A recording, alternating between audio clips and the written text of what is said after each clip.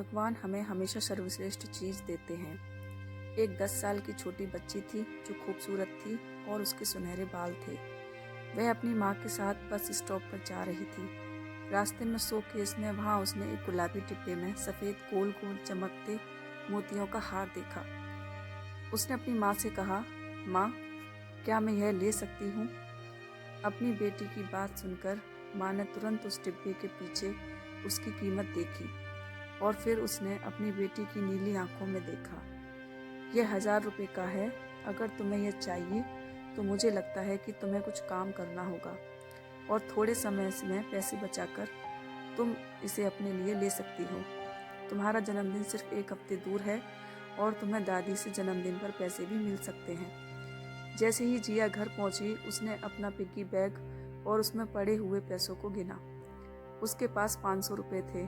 रात के खाने के बाद उसने माँ के साथ पहले से ज़्यादा मदद की और फिर वह अपनी पड़ोसन मैरी के पास गई और उसने उससे कहा कि वह उसके घर के बाहर पड़े फूलों को 1 महीना रोज़ साफ कर देगी, तो क्या वह उसे 300 रुपये एडवांस देगी।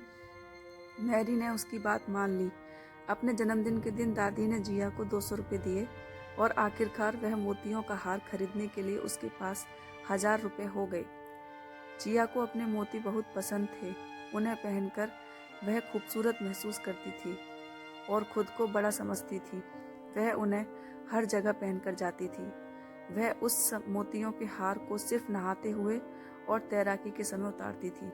उसकी माँ ने उसे बताया था कि अगर मोती गीले हो गए तो वह हरे रंग के हो जाएंगे। जिया के पिता उससे बहुत प्यार करते थे और हर रात जब वह सोने के लिए पलंग पर लेटती थी तो उसके पिता उसके पास आकर उसे एक कहानी जरूर सुनाते थे। एक रात जब उन्होंने कहानी सुनानी खत्म की तो उन्होंने जिया से पूछा, क्या तुम मुझसे प्यार करती हो? जी हाँ पापा, आपको पता है कि मैं आपसे प्यार करती हूँ। फिर मुझे अपना मोतियों का हार दे दो। पापा, कृपया मेरे मोतियों का हार मत मांगो। आप मेरी गुड़िया ले सकते हो जिसके सफ़ेद कपड़े हैं और जिसकी पूंछ गुलाबी रंग की है। आपको याद है पापा, जो आपने मुझे दी थी, वह मेरी पसंदीदा गुड़िया है। कोई बात नहीं बेटा, पापा आपको बहुत प्यार करते हैं। अब तुम सो जाओ। 1 हफ्ते बाद फिर कहानी सुनाने के बाद जिया के पिता ने उससे दोबारा पूछा, क्या तुम मुझसे प्यार करती हो? पापा, आपको पता है कि मैं आपसे प्यार करती हूँ।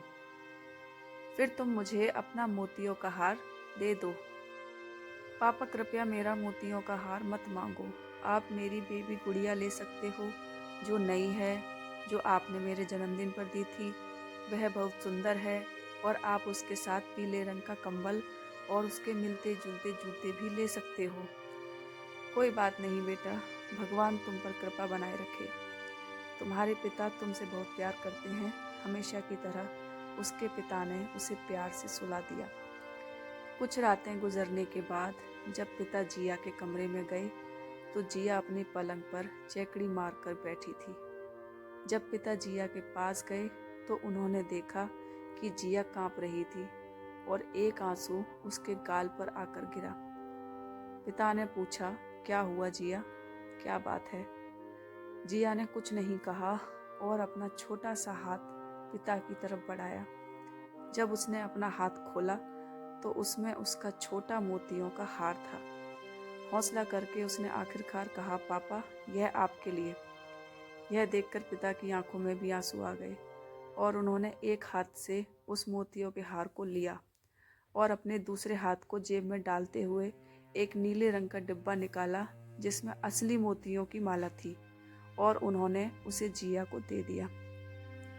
वह इस डिब्बे को अपने पास हमेशा रखते थे।